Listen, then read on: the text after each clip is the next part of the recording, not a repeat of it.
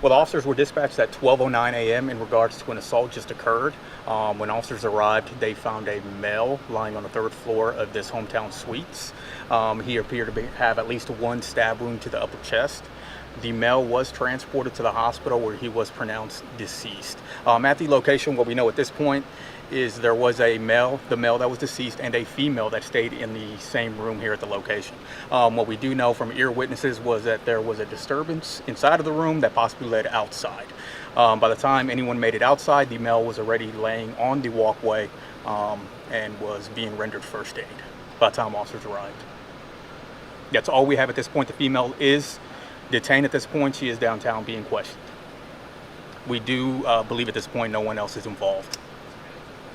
Is the knife found? Or The knife is on location, yes.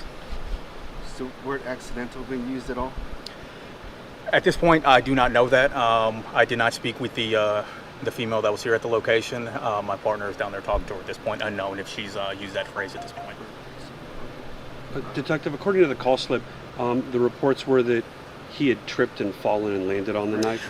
Those were some of the preliminary reports that were given to officers prior to them arriving on location. At this point, we're still, of course, taking photos and collecting evidence and trying to determine whether that is a factor that did occur or if it was in regards to the disturbance that occurred.